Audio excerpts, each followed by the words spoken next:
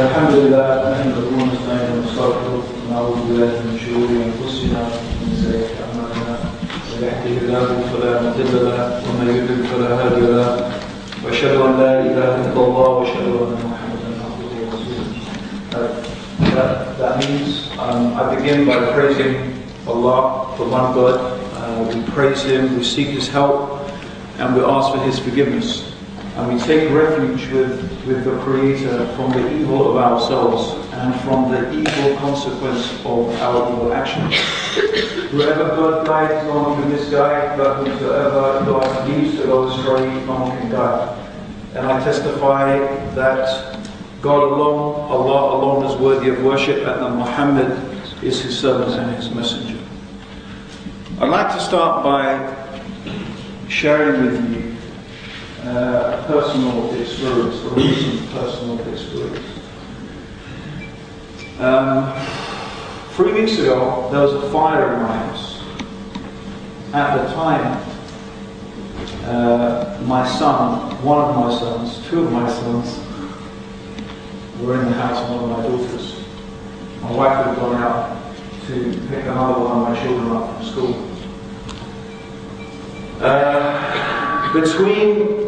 Between the death,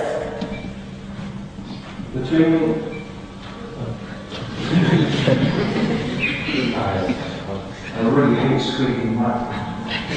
You can turn the electrics off and I can just shout. If anyone can't hear me, just say. That was an attempt to be serious there, right? So, okay, so back to the main thing. Between the death of 3 of my children and the burning down of the entire house and its contents was a key, a misplaced key. You see, I have 8 kids in my house. I have 12 kids, but 8 live with me. And my 3 elder girls, they have a room, they share a room, and they lock the door of the room every day because otherwise the little ones will bust into their room and start messing around with all their stuff. So they make sure every day they lock the door, and sometimes they leave the key in the door. Sometimes, they hang the door on the banister, and for some reason, this time, the key was misplaced. And my son, 13-year-old son, comes up. He was in the house and he saw the smoke coming out of the door. He was thinking, is that a fire? That can't be a fire. And then the black smoke came out, and then he knew that was a fire. And he was rushing around looking for the key. And fortunately, he couldn't find the key. But what he described is his state of panic. How, when he realized there was a fire, he just stopped thinking and he just started panicking and he didn't know what to do. And he ran this way and then ran that way, and then he started, then he decided to go outside and he started screaming fire, fire, and he opened the front door, screaming fire, fire, and picked up the phone, managed to, there's a fire in the house, this and mentioned the address, like, calm down, one person said. Anyway, eventually, he gets outside and then remembers that his brother and sister, Muhammad and Aisha, they're inside, still inside. They're just sleeping because they're very young. Aisha's 2, Muhammad's like 7 months. And thanks to God, the neighbor came, they helped, and they got the kids out, and the fire brigade came, put the fire out. But the fire people said that if my son had opened the door, because the door was closed, the fire was starved of oxygen. And if he had opened the door, the oxygen would have rushed in, caused an explosion, almost definitely would have killed him instantly. And within 3 minutes, the 2 babies would have suffocated from the smoke. And that had a profound impact on me. But perhaps maybe not in a way that it might have on some other people. There's 2 things, 2 profound things that I learned from that incident. and they're very much connected actually. The first thing is that when I thought about the possibilities of what actually could have happened, that my entire house, all my property, everything that I owned literally could have been burnt up in a few minutes. And I thought about all my stuff, and I realized honestly that I would have not missed anything. Nothing. Except my books. My books. Honestly, my books are the one thing that I just don't know, some of them, how I could ever replace them. The other thought was concerning my children.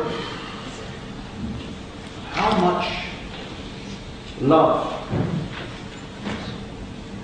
how much time, how much money, how many emotions, how many tears you shed for your children, how much you do for them to bring them up.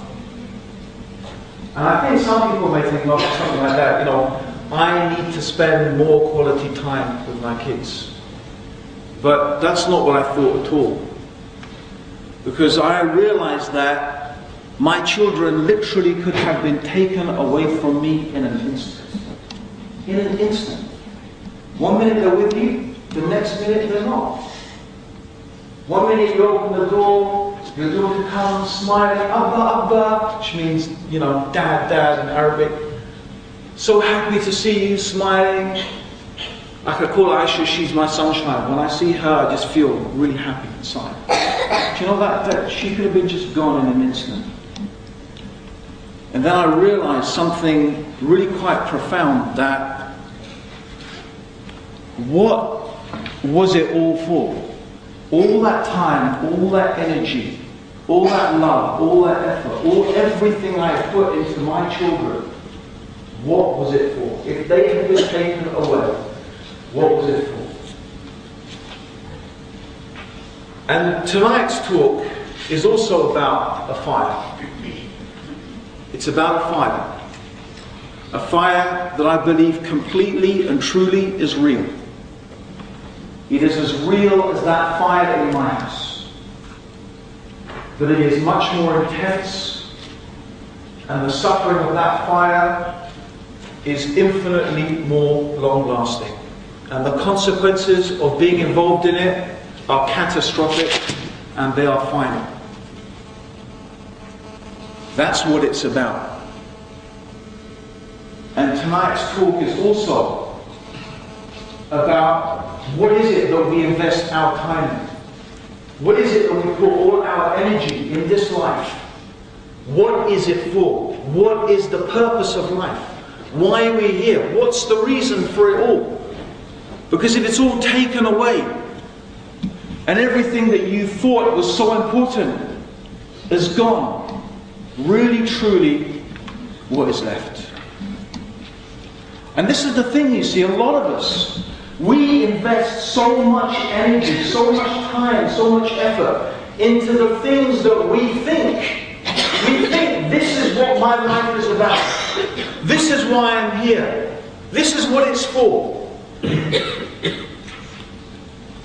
You know, what could it be? Maybe another human being that you love and that you care deeply about. And you spend a lot of time. You think, really, this person is the purpose of my life. This person is the reason why I'm here. It's me and that person. It's romantic, it's beautiful, it's lovely, but you know, if that person's taken away from you, like nearly happened to me, then what happens to your life? I mean, your life goes on. It can't be the purpose of your life, because if they died, then you would die. If that was it, it would be it for you as well. Often we think the purpose of our life is the things we invest our time and our energy in. And every society has a narrative. Every civilization, every ideology has a narrative. It has, or it constructs an attempt to explain the answer to these fundamental questions. And I would like to argue tonight that these questions are so fundamental, they are so important for us as human beings, that in some cases they're even more important than the very physical necessities like food, drink, shelter, clothing, companionship. And I would like to reflect about the narrative of our society, the one in which we live. Or, I would actually, to be more fair, I would like to reflect on a very widespread dimension of Western society, because it would be unfair to say that the whole of Western society could be summed up like this. But I would think it's definitely fair to say that at the present time, the dominant narrative and ideology in the Western world, and one that is having huge influence throughout the whole of the world, say in French actually, influence, is this idea of the consumer society, what I call the Coca-Cola culture. The idea that the purpose of life is to have fun, to enjoy yourself, to gratify your sensual appetites and desires. That by fulfilling these appetites, by following your desires, by submitting yourself to your appetites, that is the way that you are going to be successful and happy and fulfilled. And it's this ideology that we are exposed to 24 hours a day, 365 days a year. The one that tells us, eat this, buy this, drink this, drive this, have this holiday, do this thing, do that thing, and you'll be fulfilled, you'll be happy. Of course, it doesn't say it quite like that. But really, this is the subliminal message that we find is being put across. Because we're not only being sold products. When we drink Coca-Cola, we're not simply drinking a sugar-filled carbonated soft drink. We're buying into a lifestyle, a philosophy. Could I dare even say a religion? A way of living. So look at the advertisements. Coca-Cola. What does it really do for you? But what does the advert make you think that it does for you? If you watch a Coca-Cola advert, you'll see them. Right? The sun is shining. Yeah? They're dancing. Huh? And what do you have? You have this perfectly formed brown, and I don't mean, Pakistani Asian brown, Caucasian brown, yeah? Smiling white teeth, nubile men, women, dancing and Coke is it. Coke is life. Coke is, it's the real thing. And you look at that and you say, yeah, that's where I want to be. Right? That's where I want to be. And so what do? You go and buy yourself a bottle of Coke, because they have succeeded in connecting in your brain that if you buy this drink, somehow you might become part of that beautiful looking lifestyle. Right? That's the trick of advertising. It's not about a product, it's about you buying into a fantasy. One of my all-time favourite adverts of all time for this particular talk that I give anyway is for Bacardi. Many years back, it shows my age. If anyone remembers this advert, I doubt it very much. Yeah. In fact, I don't think some of you might not have, just might have been born actually, right? But they had this poster, big posters. And the posters had various themes. It was more or less like this. And you can imagine, right? A white tropical beach. You know those white beaches with the white sand? Yeah? The blue sky, the crystal clear blue sea, palm trees hanging down, bikini-clad girls walking down the beach. Yeah? You know, just the sort of thing that a lot of people might think is an idea of paradise. Right? And what was the caption? The caption said, "A rainy Sunday night in Peckham, if you're drinking Bacardi." A rainy Sunday night in Peckham, if you're drinking Bacardi. Let's think about that clever piece of marketing, brainwashing, actually, indoctrination, right? So what is it saying? Number one, it's Sunday night. I mean, Sunday night, of course, is the absolute worst night of the whole week. Because Sunday night means the next day is Monday, and Monday means I have to go back to that goddamn boring job, yeah, that 9 to 5 zombie-like existence, back to the land of the living dead, right? The weekend is finished, the weekend is ended, now I have to go back to work, it's Sunday night, I'm depressed already just saying Sunday night, okay? And then on top of that, it's raining. Right? So it's Sunday night and it's raining. I mean, the sun came out today in Manchester. That's a rare event, actually. I think we should make a prostration of thankfulness for the. Yeah, and I mean, I must admit, walking in the sunshine, I was smiling. Just the sun was there and I was smiling. So you know what it's like? It's raining, and for us, most of us, that's miserable. In Pakistan, it's different, by the way. When it rains in Pakistan, they go out and have picnics. Yeah, the dance as well. Yeah, that's true. They have picnics, but for us, right? Rainy. It's Sunday night, very depressing. It's a rainy night, it's even more depressing, and worst of all, you're in Peckham. Now, 20 years ago, Peckham probably was one of the most unpleasant places to live. Okay, certainly in London, perhaps on the planet, maybe not, but it was a nasty place. But what is the advert saying? But think about it, beyond what we're laughing about. What this advertisement is telling you is that somehow by consuming alcohol, a particular alcoholic drink, your misery will be transformed into a paradise-like state. And it's nothing short of that. That's what that advert is saying. That's what Coca-Cola is telling you.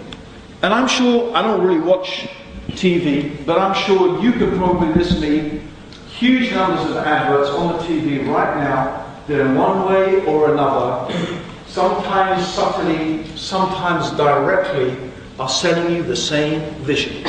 Buy this washing machine, use this particular cleaning fluid, I don't know, whatever it may be, and your life will be transformed. But all of this, what does it do to us? It's teaching us an ideology. That by buying things, by consuming things, by purchasing products, this is how we will achieve happiness and success and fulfillment in life. In reality, most of what we do at university is we are being socialized. We are being socialized to become part of the consumer society. That's what we're doing. We're learning to become cogs in the machine. Or as Pink Floyd so brilliantly sung, all in all, you're just another brick in the wall. Really, very profound song, part of a very profound film. I don't know if anyone's seen it, The Wall. I can't believe I'm encouraging people, but there you go. This is really something's worthwhile. And what's the result of this? What is the consequence of this? Do we find really, despite the Western world's unprecedented material prosperity, and there's probably no denying it, that in material terms, Western society has reached unprecedented levels of pure, sheer material wealth. And it's almost undeniable. But what is the consequence of that? here's the interesting thing.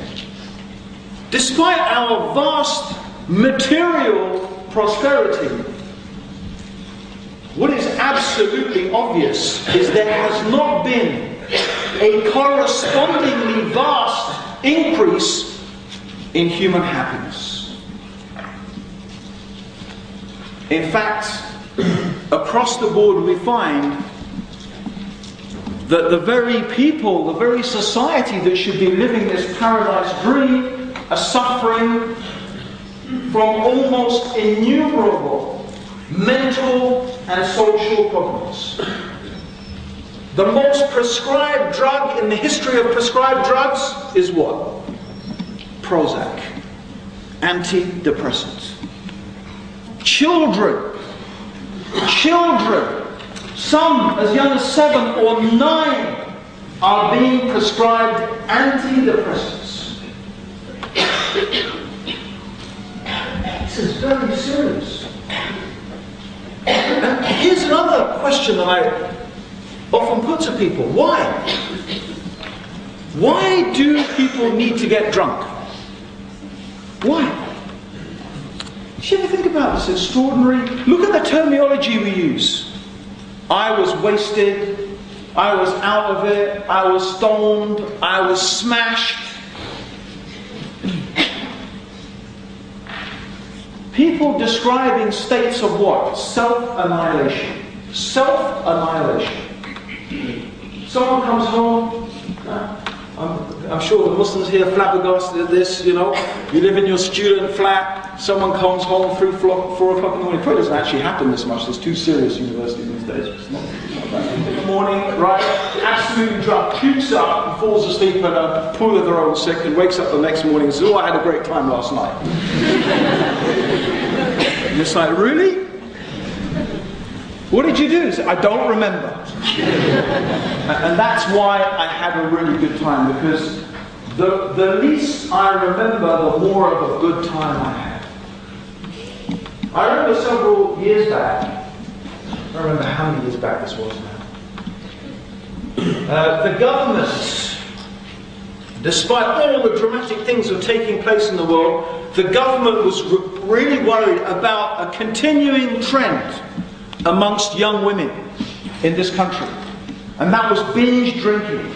Women were beginning to binge drink, which is something new, and it was a new phenomenon.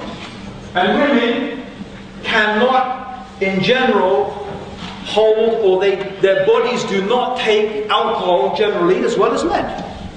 And what they were worried was that what we have is a national health crisis in the waiting. In 20 years' time, if this kept going, the government realized that there were going to be large numbers of women who were going to have serious health problems, including serious liver complaints from this disease. So the government wanted a campaign to stop it now. To stop a crisis happening in 20 years' time. It's thinking ahead. It's quite good. Right? And I remember reading this article in one of the newspapers.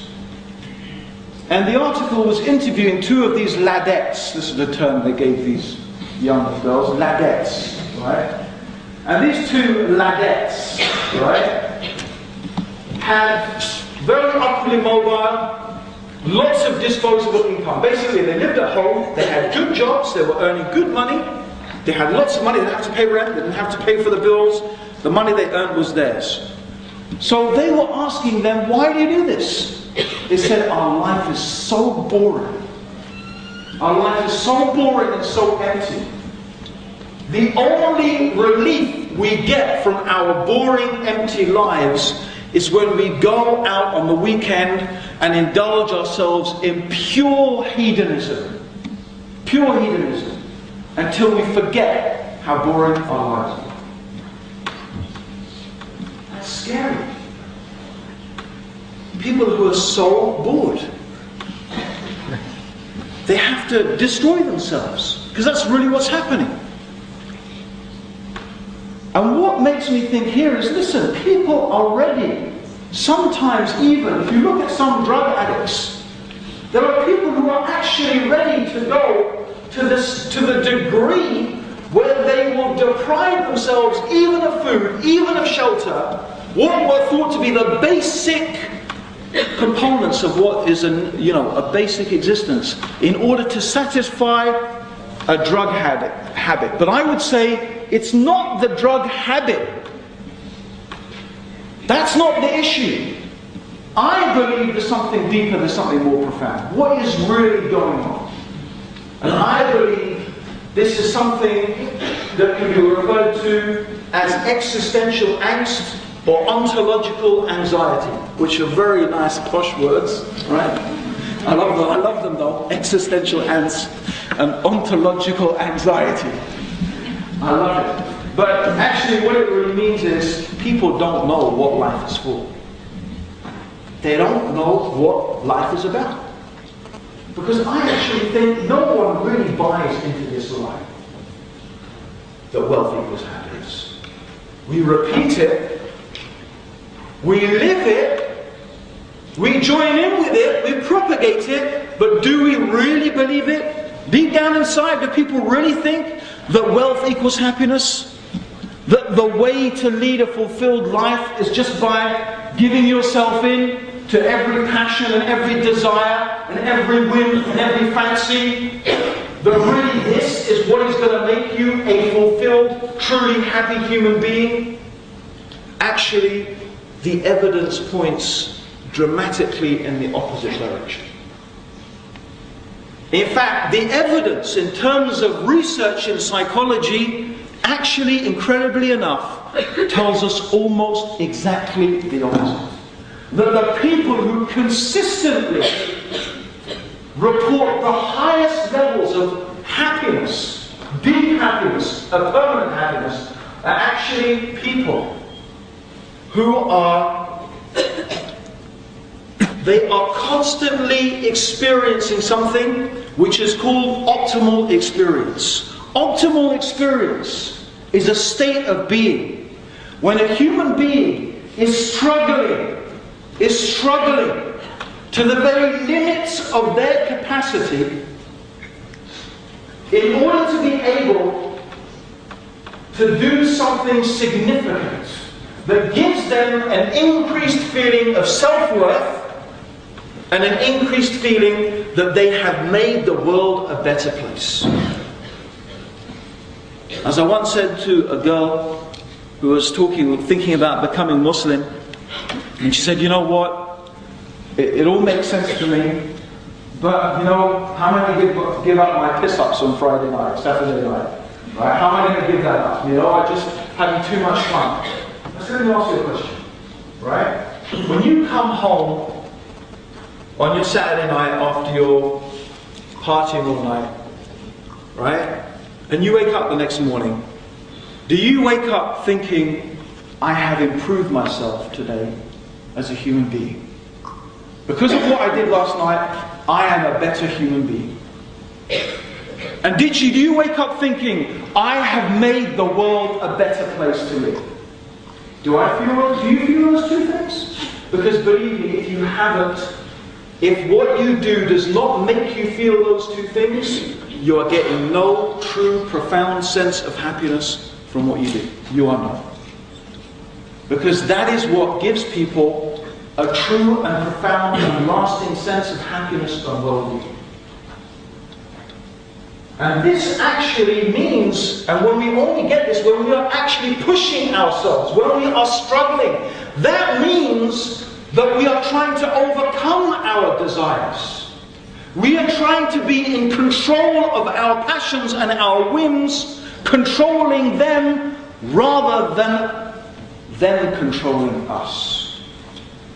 And this, by the way, used to be something that was understood. This idea of self-control used to be understood as something worthy, as something to aim for. That a human being was judged on that ability by themselves and by others of being in control of themselves, of being able to control themselves, of not giving in to every whim and every passion and every desire. This is how the worth of a human being was judged. There's a very profound saying that a great writer, a great scholar, a person who truly knew God, they call it in Arabic mu'arrifun, someone who truly knew God. He knew God, he understood God as much as a human being can. And he said that the heart is a vessel that has to be filled. And there is a void in the heart. The heart has a void. And nothing can fill this void. Nothing can fill this empty space in the heart except by knowing one's Lord, by remembering one's Lord, by loving one's Lord, and by being close to one's Lord. Because that is the nature of the heart. And we human beings, the heart is a vessel that has to be filled. The heart has to be filled. Something has to be in the heart. If we imagine the heart is a vessel, there has to be something in this heart. It can't be empty. It does not tolerate a vacuum. So either we fill the heart with that which it was created for, which according to what Islam teaches, is to know God. The heart has been created to know God, to love God, to remember God, to be close to God. That's what. But if that is not in the heart, we have to fill it with something else. We have to try and substitute it. We will try to fill it with something that will create those feelings, those intense feelings. Think about this, just on a spiritual dimension. Think about this. Think about the people throughout the ages and throughout history who have sacrificed everything to dedicate themselves to try to get closer to God. People who have sacrificed family, possessions, and still do until this day. Their lives, perhaps, dedicate great amounts of their time to meditating, to praying, to deep contemplation. All in an attempt to connect with their Creator, to get close to God. This is something that is a very deep and profound experience within human beings. And certainly for those people who experience it, something very real. Something so real. Something so profound that it takes over them completely. And it fills them and satisfies them. And this is the Islamic paradigm. Islam, the religion of Islam, the Quran, is teaching us that, yes, we live in this world. We need to eat, we need to drink. And Islam is not a monastic religion. It is not teaching us that you go, to be religious, you need to go and live in the mountains and, renounce everything. Right? Live in a cave, live up on a tree, go and live in a monastery like where I went to school, renounce all. No, Islam is not saying that. Actually, Islam is saying, live in the world, live with the people of this world, but within this world, try to live a righteous, pious life connected with your Creator. So it is a God-centered life, but it's not saying you need to leave everything in the world in order to live like that. But that is still the paradigm. That is still the basis. See, what the Quran teaches is the purpose of life is not sensual and material and physical gratification. The purpose of life is to know God. That's what the Quran teaches. وَمَا خَلَقْتُ الْجِنَّ وَالْإِنسَ إِلَّا لِيَعْبُدُونِ. Though we have not created the human beings and the jinn, God says, except to worship me. And worship here means to know God. It's not worship in the very limited sense that we often understand. In the West, we've come, in a secular society, we've come to understand worship as being in a very limited way. Even if I say worship, most people think, maybe it means church on once a week, or I don't know, baptism or marriage, or maybe some limited rituals.